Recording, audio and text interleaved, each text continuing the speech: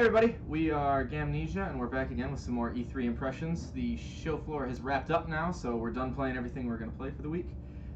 Totally forgot to do introductions in the last video, so we're going to rectify that this time. We have Aloysia over here, and then to my left is Hombre de Mundo. I am Ben Lamoureux, and this is Elijah. And another thing we forgot in the last video, because we were just rushing to get to the show floor, Super Mario Party was announced, and we totally forgot to cover that. So what do you guys think of the announcement trailer? I'll go first and say that the only thing I care about in Mario Party is that it needs to be a little bit more fast-paced. Oh yeah? Because I don't want it to take 20 turns to take an hour to do, because especially when you roll the die and you do the thing, it's like 5. Great, now it's your turn. Did you prefer the car method or? I didn't play the car method. Okay, because stupid. Yeah, exactly. I'm actually really excited they're going back to everyone moving individually. But yeah, some of the animations maybe could be sped up a little bit, because when you play Mario Party, you're kind of like, it's gonna be like a 4-hour affair, you know. And you don't always have the time to sink in that much. But I'm glad they're going back to everyone moving individually, because to me that it makes it a lot more competitive, and there's more strategy to it. You can kind of choose your different branching paths, and like in 6 and probably other ones, but I know I played a lot of 6. You can like throw items onto the path, so you can like figure out which paths your friends are taking, like throw stuff to like block them and everything. So yeah, I'm pretty glad that's coming back. They showed off quite a shut up. They showed off, pay no attention to the unimportant people behind us. They showed off a bunch of mini games that looked pretty cool. I noticed at one point they actually set 2 switches down, on a table next to each other, and the screens actually connected, and you could move from one to the other. I'm not sure if that's kind of gimmicky or if that's something that people will want to use. You know what I mean? Like, it's one of those things where. Well, go ahead. I was going to say, also it depends on how far away you are from them. Yeah. To actually get close enough to look top down. That's not how I envision playing Mario Party. It's like, hey, get your switches on the floor, guys. Put Yeah. them close together and sit around. Yeah, it's one of those things where I'm not really sure how I feel about it until I actually play it for myself. It could be cool, or it could just be a really weird gimmick that I try once and then get sick of. So. But it just kind of looked like it was just 1 or 2 mini games, though. So. Yeah, I don't think it's going to be like a major point of the game. Just like they also showed that some of the mini games will use motion controls, but again, it didn't seem like it would be like a real driving point for it. Great, Waggle is back. Yeah, I did not care for the Wii Mario Party, so I'm hoping. I mean, you can do mini games with good motion controls, but I didn't feel like the Wii ones did. And I guess they've revealed some more information on the streams recently. There's going to be like an online mode where you can play the mini games online with your friends, and I think leaderboards too. Yeah. So that should be. But not cool. the entire party game. I don't think it's. I think it's just mini games. Okay, that's dumb. It's a little weird, yeah. But I mean, it's still progress. Yeah. I mean, that's We're going at Nintendo's pace. By next generation, we'll have an actual online Mario Party. Yeah, well, I mean, you mean like next century. Yeah, when the Switch 3 comes out. Yeah. After we've already developed like virtual presences. We'll be playing Mario Party with our holograms. Sitting on the floor. Well, if that's all you guys have to say about Mario Party, you want to move on to what we've been playing on the show floor this week? Let's do it. Aloysia, you want to start since you're on the left, and we'll like work our way over? Or we just kind of like jump in if we've played similar games and give our thoughts, you know? Well, the biggest thing I played was Smash. Yeah, So, definitely. I mean, everyone has played Smash now. So I'll go first and say that Little Mac, at least for the demo, has been ridiculously buffed. You think so? Oh, yeah. I played 1 match as him, and his haymakers definitely seemed real strong. Yeah, the thing is that he can recover really well now. Oh, okay. So if you launch Little Mac, so you can't see him on the screen anymore, he should not be able to recover. But he did so repeatedly. And I was like, with like the side B? I think side B, and I'm not sure because I didn't pay attention to exactly how he moved, but it might be that he can do his side B and then his up B, perhaps. Okay. So I guess I didn't try that, so I definitely never pulled it off, but maybe it's possible. Yeah. But it just seemed like I can't kill this guy, and I should be able to do it when he's so far off the screen. Because that's the thing, is he was always overpowered, but it was kind of made up for by just how terrible he was in the air. So. I also heard that, I read it, I'm not sure if it's true, but... Everything's true on Reddit. But that Ridley can spike at Oh. 60%. At Like it takes 60%. 60% damage when he spikes at one of Interesting. his attacks or something like that. It was something completely ridiculous. I hear some murmuring in my ear that that's true. I'm not sure. But Wait, I'm getting confirmation. so I'm thinking that the demo is probably quite far from final. There's going to be a lot of tweaking. I think a lot of us kind of expected it to come out in September or shortly after, since that's when the online service is launching. But they're waiting all the way till December, which tells me they're trying to take their time to balance That's it good. and make That's it all good. smooth. So, yeah, probably the right choice. Did you guys notice that it seemed a little faster than the Wii U version? Slightly. Yeah, definitely not melee pace, but it felt just a hint faster to me. It could have been my imagination playing tricks on me, but I felt like everything was moving a little quicker. I think so, and I think there was a lot of times just a blur of, who's where. Many times when I was playing, I was just trying to focus on, okay, where's my character, but I know others as well. There was so much going on the screen, getting lost. Yeah, I got lost a lot. Yeah, so... I mean, most of the time I was playing as Sonic, so I didn't really notice too much. Gotta go fast. That's good. I noticed one thing, which is that, okay, first off, this is kind of a disclaimer. We played a lot with Pro controllers. Yes. So Not I don't feel confident saying, the mechanics felt slightly better in this area or that area, because half the time I was like pressing the wrong buttons Right. and just Yeah. trying to do things I normally do with a GameCube controller. Yeah, so we played on the show floor, where you could sign up for your slot ahead of time. We played with GameCube controllers on the show floor, but then later we got we only got to play a little bit then on the show floor, but later we got a Nintendo booth tour where they basically just gave us a Switch and said, you have an hour, go nuts. But for some reason, they didn't have any GameCube controllers for that, so we spent the majority of our time playing with Pro controllers, which personally, I adore the Pro controller for 99% of games, but Smash is the one game where I want a GameCube controller. Right. There's just so much muscle memory there. I really don't have that because I never had a GameCube, so. See, I didn't grow up with a GameCube, but I got a GameCube controller to play Smash on Wii and on Wii U. So, one mechanical change that I did notice, I main Samus, and I noticed that when you shoot specifically her super missile, didn't notice this with the regular missile. There's a bit of a delay. Like it comes out of her gun, and then it just kind of like hovers there for like half a second, and then goes across the screen. So once it gets going, it's the same speed as normal, but it kind of like floats in front of her for a second first. So, and just stuff like that are things that I expect them to change up quite a bit. We're probably playing a demo that's beta or maybe pre-beta or something like that. Yeah. Yeah, and I thought that Link's new remote bombs were really cool too. Yeah. They're quite really powerful. effective too. Try Yeah. as Link. So it's a little more of a process because you can't just throw your bomb and then it blows up. You got to throw it and then you got to trigger Where it. you have to spawn it and Yeah. then throw it and then trigger it. But then when you trigger it, it's way stronger than it used to be. So spamming bombs is now a very viable option. Yeah. It's also one of those things where that could be fun for when you play in teams. Yeah. Because he can throw out his bomb and someone else can pick it up, throw it, Yep. and detonate it. So. Right. And we noticed in the trailer they showed Link shooting 2 arrows, and our Nintendo rep actually told us how you do that is if you shoot an arrow and you miss someone, just like in Breath of the Wild, it'll actually stick into the stage and you can go pick it up, and then so your next one will be a double shot instead, which I thought that was a nice little touch. Yeah. Yeah, Just very like how Link's blade can shoot a thing. It Yeah. gets 0%. I just saw that today. I didn't notice I that at all heard about playing, it, but I didn't see it. yeah, so that's awesome. You can shoot the beam just like in the original Nice. Zelda and a few of the other It's ones. one of the since things that's then. going to be kind of pointless, but it's a Yeah, neat little For touch. all those times you're at Really 0. easy. For those first 5 seconds. Yeah. Did you guys have any other thoughts about our time with Smash? I just want to say that it was a lot of fun. Oh, It's- yeah. It's Yeah. so it's if you're into Smash, they haven't up. They I can't do it. I can't not swear.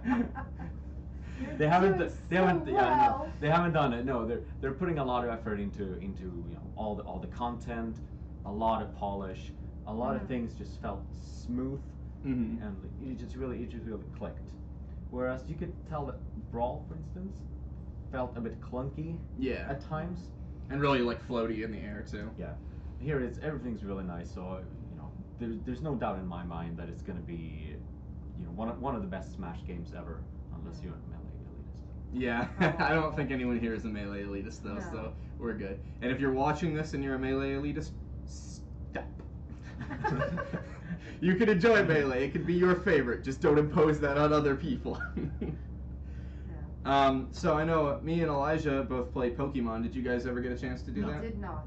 Yeah. So the line for Pokemon was really long. I mean, obviously it's going to be one of the most popular games on the show floor, and they only had 10 total Switches playing it on the whole show floor. So the line was about a 3-hour wait. I think they had more Switches for Fortnite than they did for Pokemon. Yeah, which is nuts. That is They did. ridiculous.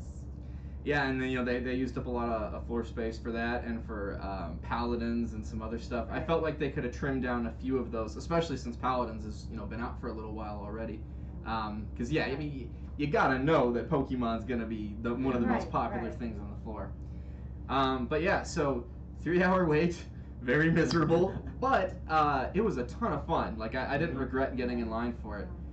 The demo was about 10 minutes long. You just get to run around in the Viridian Forest. So you start in the building right before the forest, and then it ends in the building right after the forest, right before you go into Pewter City. That's when they cut you off. Okay.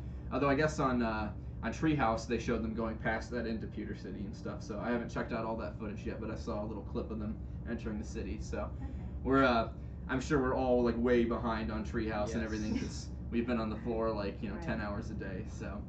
I've got a 5-hour flight tomorrow to catch up on all that. Okay. So yeah, the demo is just the Viridian Forest, and for the most part, the layout is basically what you remember. But of course, it's a lot prettier. HD polish, everything looks nice and smooth. And what I noticed was the game really drew me in. I thought it was immersive just because of how much attention there was to small details. Like I don't even necessarily notice this stuff normally, but I found like all of the character expressions really charming. Like the last trainers, like they just had like these really smug looks on them when you challenged, and the bug catcher has this like really like determined look in his eyes, and like the whole time you're fighting, my Eevee's tail is just like gently blowing in the wind, and his ears are twitching and stuff. So just all these tiny little details that I just found really charming. I have some questions regarding the game. Shoot. So, Aloysia hasn't played a real Pokemon No. game. She's played Pokemon Go. Okay. So, how? I mean, this is an in-between game. Yeah. Where does it fall in the in-between? Like, is it closer to real or closer to Go? I would say it's closer to real Pokemon, with just some of the more like grindy elements, for example, have been replaced. Like you don't battle wild Pokemon anymore. You still have normal trainer battles, with all your Pokemon can have up to 4 moves and everything like that.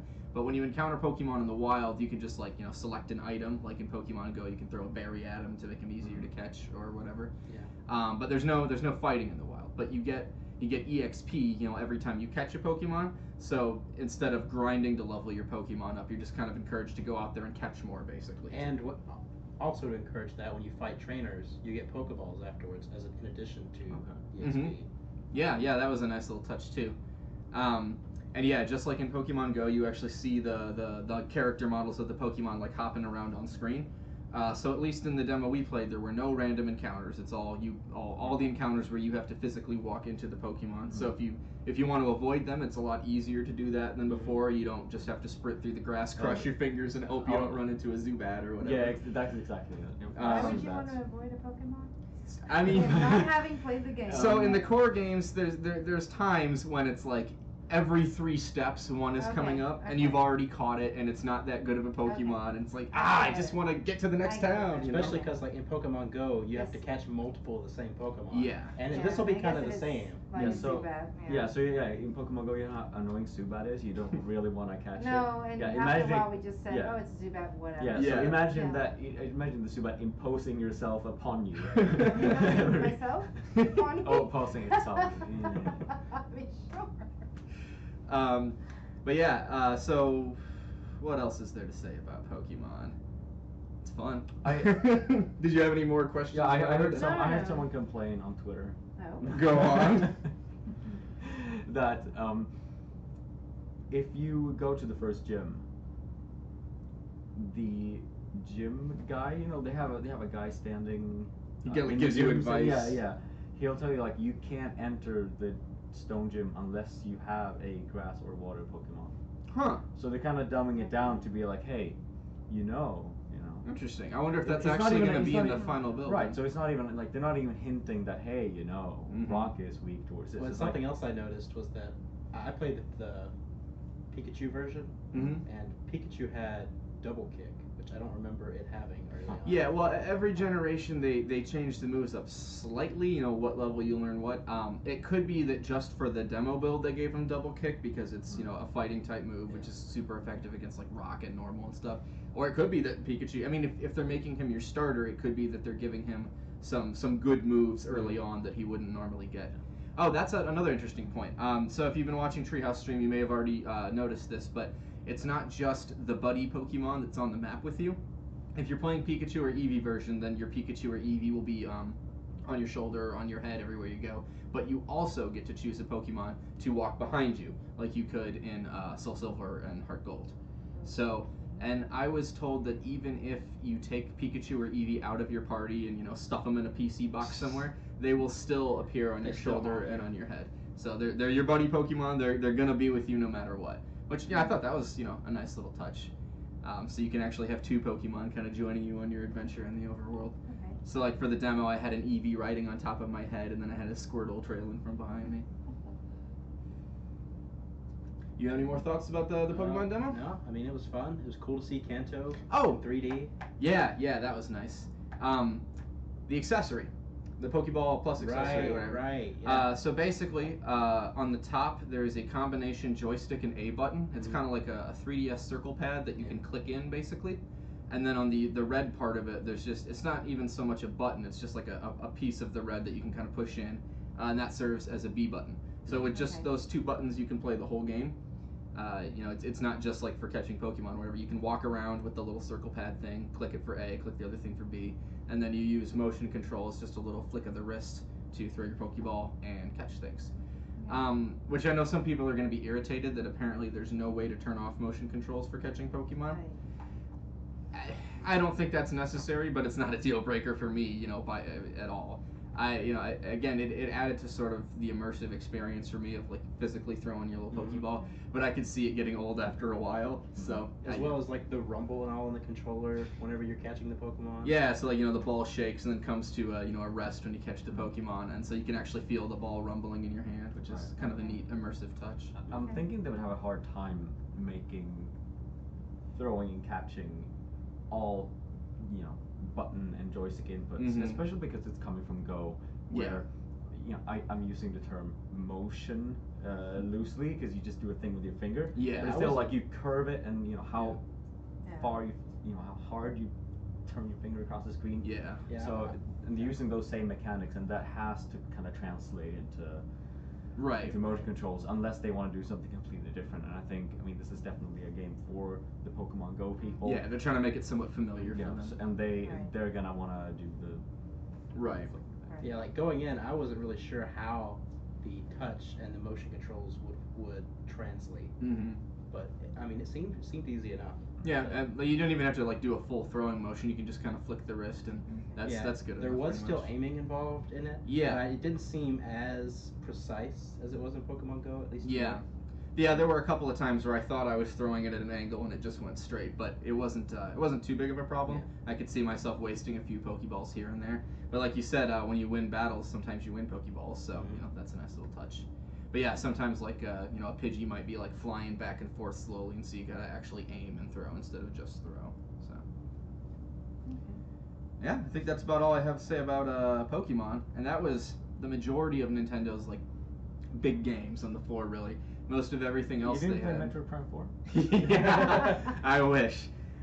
Most of the stuff they had on the floor outside of Smash and Pokemon was like third party, or we said like Fortnite and Paladins. Right.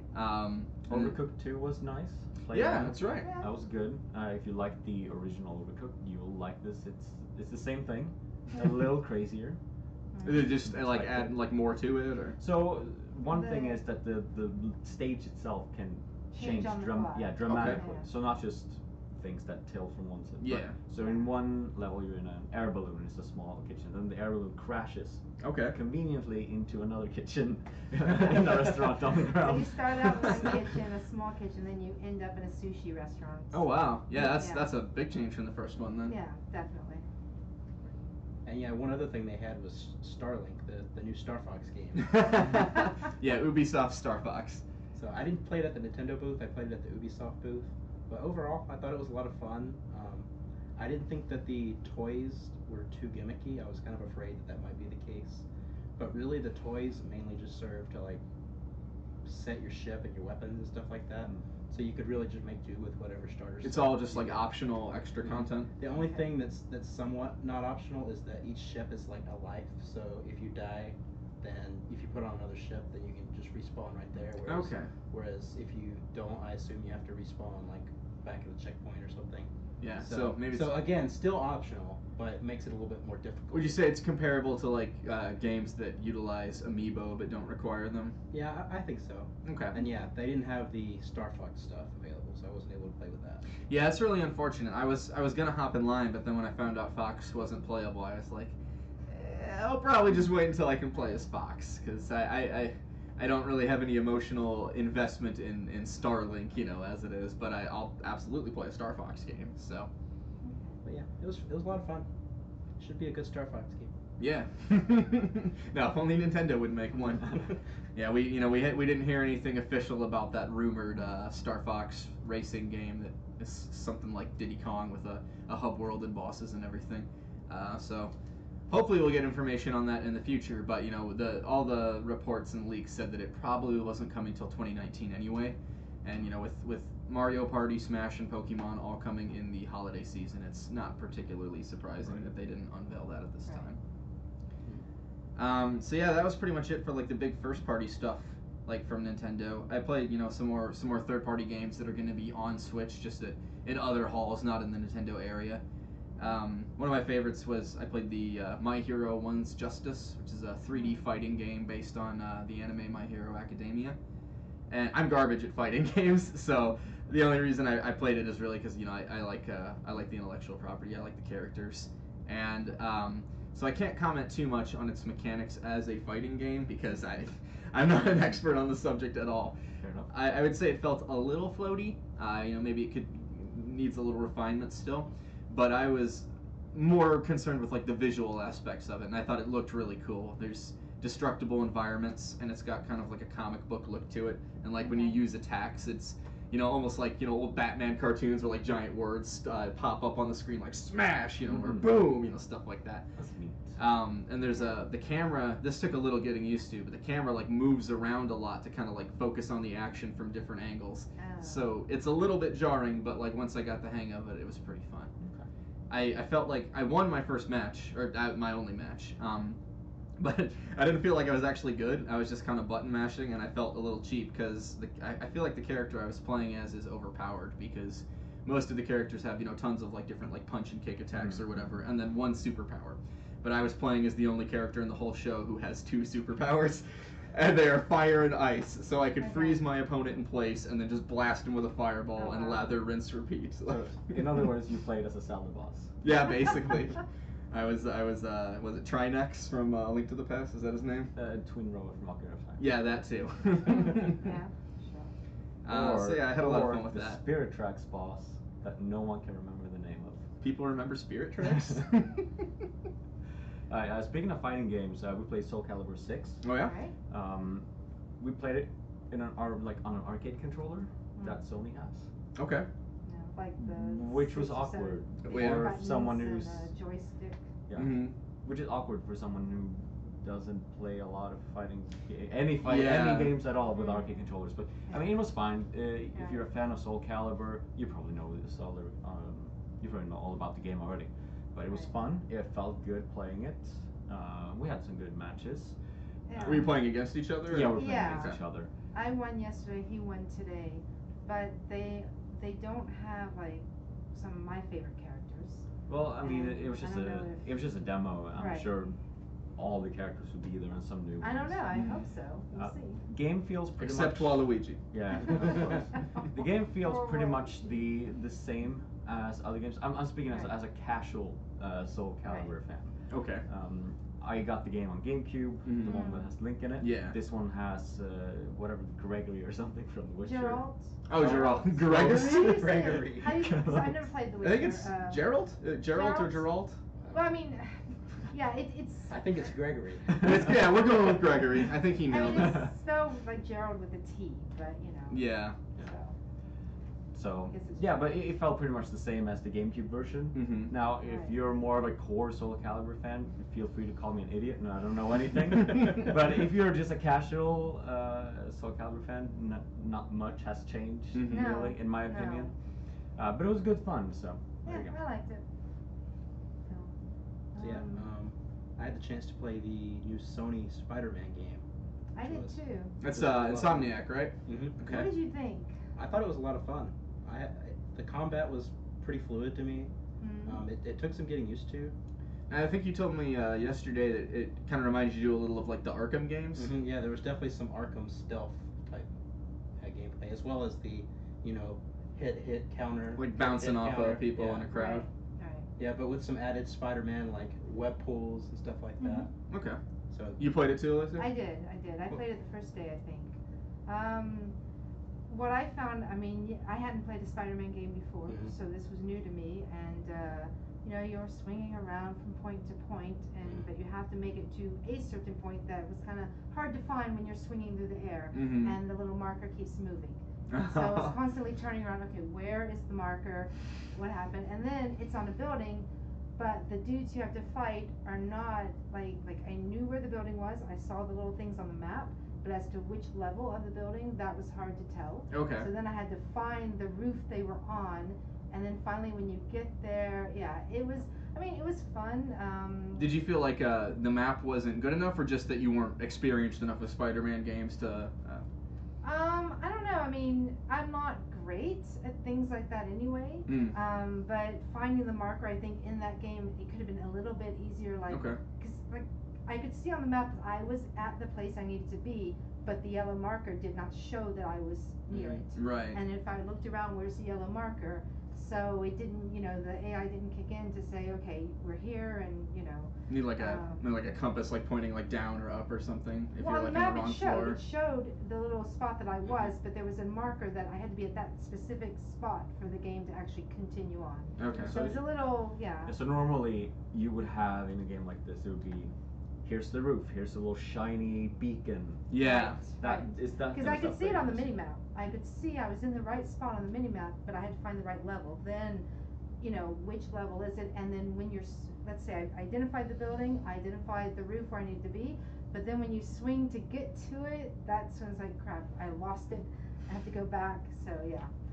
But again, it was my first time playing, and only time played yesterday. Is she wrong? Or? I mean, I didn't really notice any problems with it, but I've played probably dozens of Spider-Man games. Yeah. So there you go. It's me. But I mean, I could definitely see that it could get confusing, especially since New York is so vertical. Yeah. So that was the issue. I think it was the verticality and the fact that which roof is it on, and the buildings were different heights, and then the web swinging. Yeah.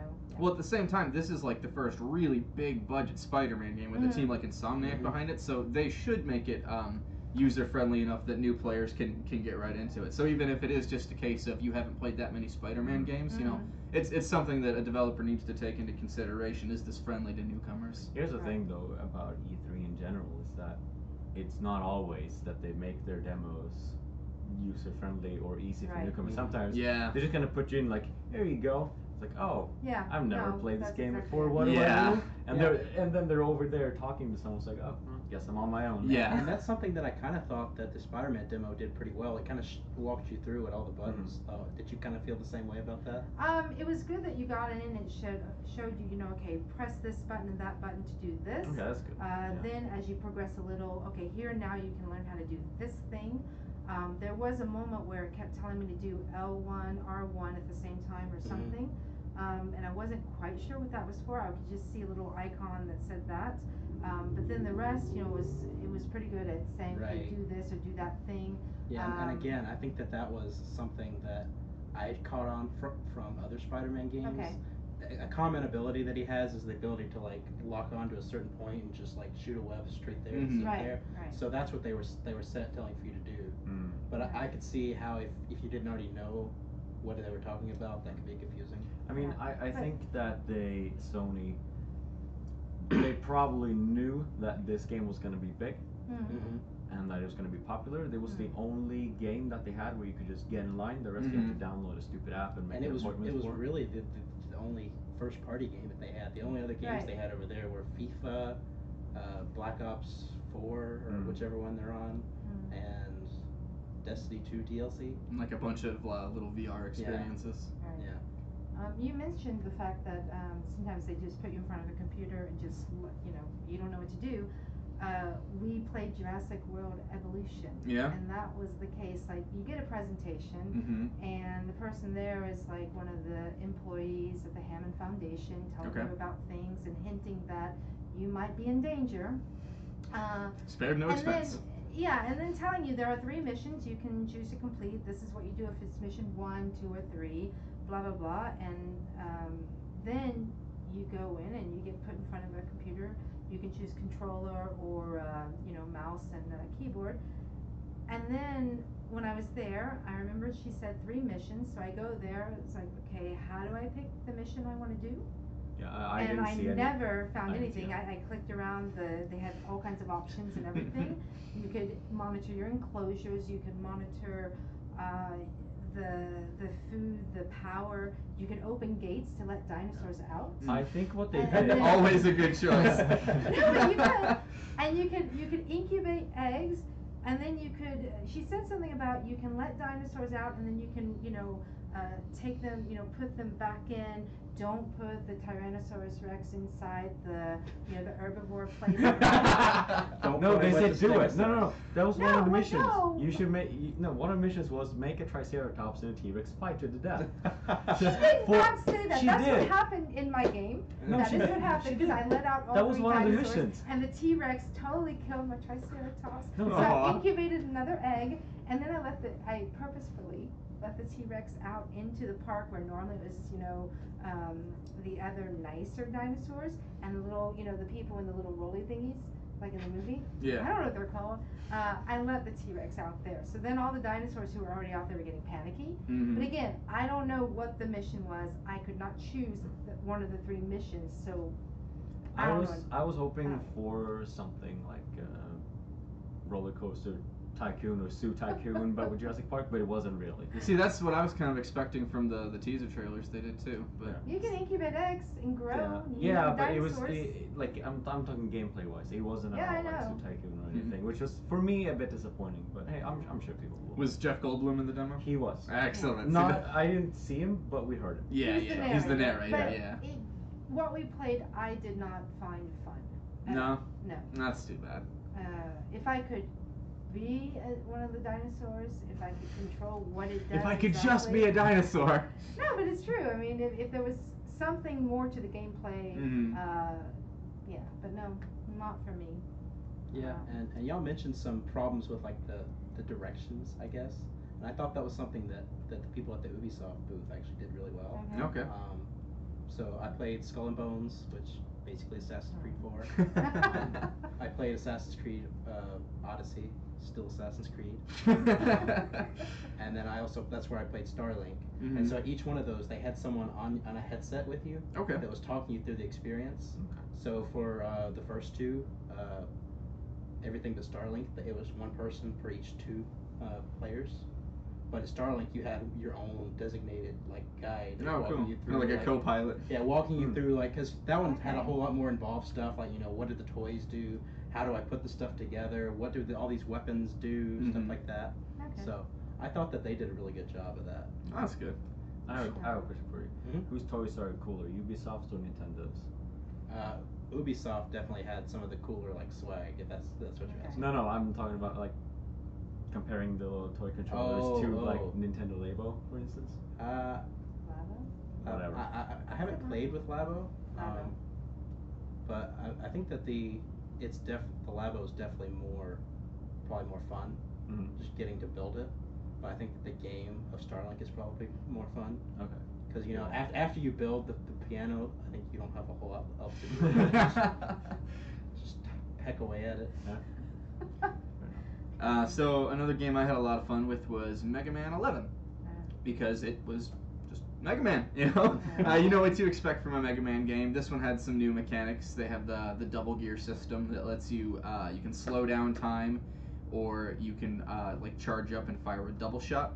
I think that's like the L and the R buttons let you do those two things. And then if you're almost dead, like if you're at real low health, I think it's if you hit both of those buttons at the same time, then you just unleash like a massive attack. But there was only one level playable. I did not beat it. You get 5 lives. I got pretty close. That's probably a good sign, though, isn't it? Yeah, I know, because some games can be too easy, and Mega Man was always a challenging game. It's a game where you got to throw yourself against the wall a few times until you learn the layout of the land and everything. So, and I definitely got that sense from it. And another thing I can say is that the sort of the idea of classic Mega Man gameplay with modern visuals, right? That's what we were promised with Mighty Number 9, and what we got was not good. So I feel like Mega Man 11 actually did sort of deliver on that promise. I mean, again, I only played the one level, but the one level I played felt like classic Mega Man, and I thought the visuals were good. There was just enough to sort of add depth to the background and everything, but it didn't go for that sort of weird pseudo 3D look that just comes off looking like a clunky GameCube game or something. Yeah. I thought it was very visually appealing, and in terms of gameplay, it was just good old Mega Man, but with a few modern mechanics in the gear system. So I had a lot of fun with that. We also played the Walking Dead game. What was it? Was it called something specific? I don't know. It was The Walking Dead. It's not a Telltale. Not the Telltale thing. Yeah, one. so Right, this is right. basically Left 4 Dead. Okay. Yeah, that's Set. exactly what it felt like. So like the 4-player fast-paced zombies and. No, they're not fast-paced. No, they're not fast-paced. Just but in terms you of the pick co-op. a character, Yeah. and you're 4 people, and you have missions to do. There were 2 demos. One was you basically have to barricade yourself somewhere, and waves of zombies come. Okay. And another was you have to find some water purification system that's being held by a human family while there are hordes of zombies around. So you have to go attack them and not get killed by the zombies. But it was Left 4 Dead, basically. Okay. So you it's go not a and- bad thing. Yeah, I mean Left 4 Dead's Right. Not a bad good. thing. So. Yeah, this was very early on though. It was quite clunky.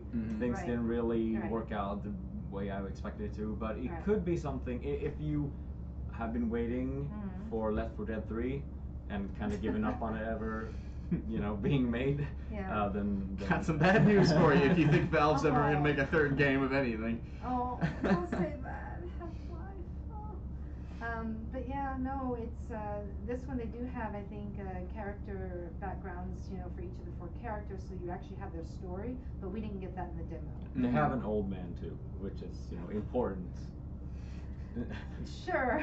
It is But important. wait, Gotta have an old man. because they have a medic, they have a tank, they have a sniper, and then what was his? Yeah, so profile? it's a bit more class based than Right. than Okay. Left 4 Dead. But what was he, the old man? He was sniper. Oh, he was. Old a man is sniper. not a class. He gives I items to mean- young boys in caves. Oh. This is specialty. Take this. It's dangerous to go on. Sure. Another title I played was Indivisible. That was, I believe, it was a Kickstarter funded game. Very pretty art style. It's all like hand drawn. I think it's made by, I think they said the team that made Skullgirls, which is, I believe, a fighting game, but I'm not super familiar with it. So, I don't know. but they described it as Metroidvania, and it's ish, but it's possible. I didn't quite get that sense. It's possible the full game has a little more exploration. There was a little bit of branching paths or like secrets and hidden walls and stuff, but it was definitely an action platformer. I don't know how exploration driven it'll actually be, but it breaks up the gameplay with like action RPG elements. So you're not just running around like shooting on the overworld. When you when you encounter enemies, it goes into like a battle system, but it's not exactly turn based. It's kind of like kind of similar to Chrono Trigger, how like you'll have a bar that like slowly fills up, and then when it's full all the way, you can attack. But as you go on, you can eventually do like 2 or 3 or 4 attacks in a row. So you can do combos. You can choose to just hit once, or you can choose to tap the attack button like 3 times and do like a big combo thing. And as you play through the demo, you encounter more characters, and they all have unique weapons, unique special abilities, etc. And you can have up to four in your party at one time, and then you control each of them with a button. So like I played on PlayStation, so one of them was controlled by like triangle, one by square, one by circle, and so it gets really hectic because sometimes like all four of your people will be ready to attack, and like one will have 2 attacks stored up, one will have 3, one will have 1. So I mean, you can actually be like strategic and try to plan who should be attacking when, or you can just kind of like mad dash button mash, and that is a hard. Say that 5 times fast. Mutton chops.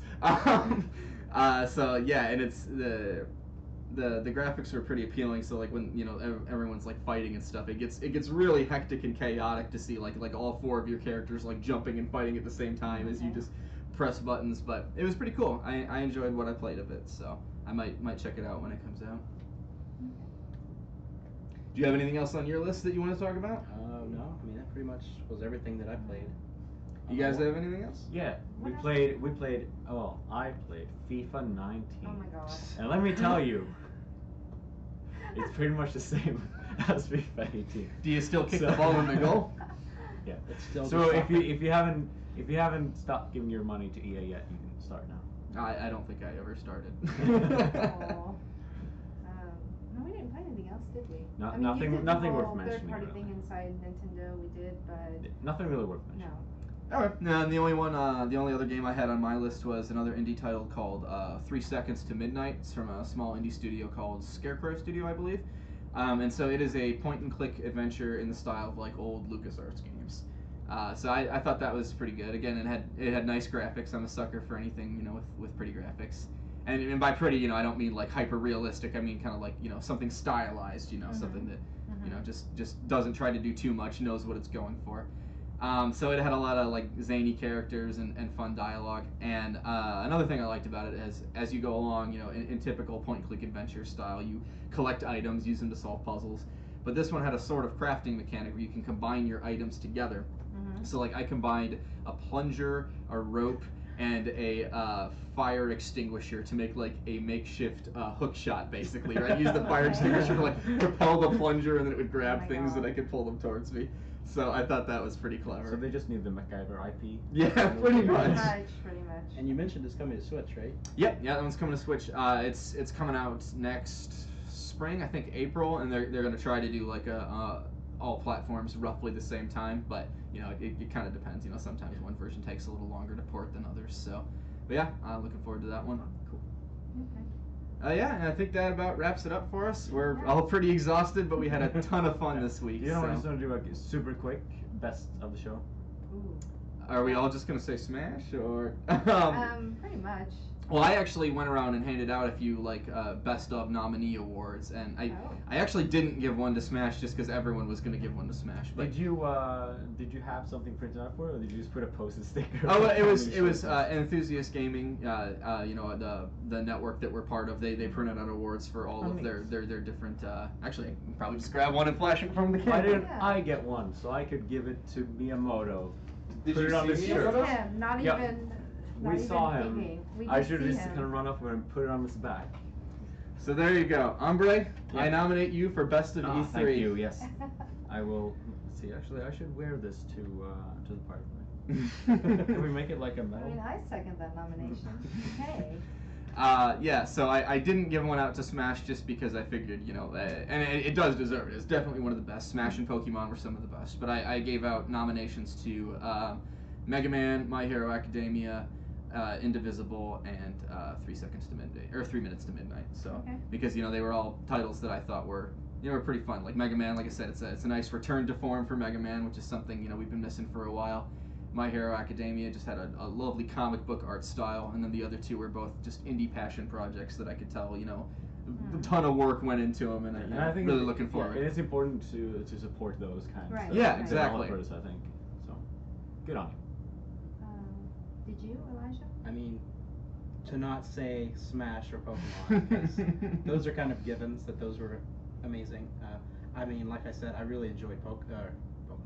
Not to say Pokemon, but I love Pokemon.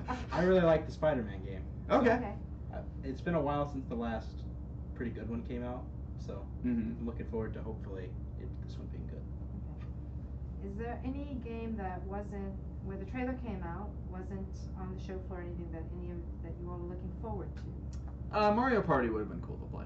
Yeah, that's true. Fire Emblem. Metroid Prime 4. Yeah, that trailer came out last year. And by trailer, I mean logo. Doom Eternal. Yes. Yeah. Pretty much everything from Bethesda. Actually, yeah, Yeah, Wolfenstein, although, we'll see co-op mode, twin girls, I don't know. Which, the trailer looked really good, except for the girls' accents. Yeah, well, Both of us looked at each other like, why are they speaking like that? And in my head, I'm thinking, okay, well, how does he sound? And he does sort of have a twang, but not like that. It was Yeah. way too, ugh. Oh, didn't you know the twang gets like more pronounced each generation? Their kids are just going to be speaking entirely in Oh. twang. They need to be more American. Yes. Yeah, so I'll probably get it anyway. Mm. But the twang, You'll just cringe a way little they bit. The accent just kills me. So we'll see. It was pretty bad. Yeah, see? Is that? Alone. I mean, is this one kind of thing that you're just gonna make fun of? It's like, you take that, you Nancy. Let's grab No, a that's pretty much cheeseburger. it. It's like, Daddy taught us. And oh my God, please don't. Back on the ranch there. Well, on that note. He could go on with this. Yeah, we're done. Yeah, on that note, it's been a great E3, and you can look forward to more podcast content in the future. We haven't officially decided on a name or format, but we're planning to do a lot more of this stuff going forward. So if you have suggestions or ideas for what kind of content you'd like to see, let us know. And until then, we are out.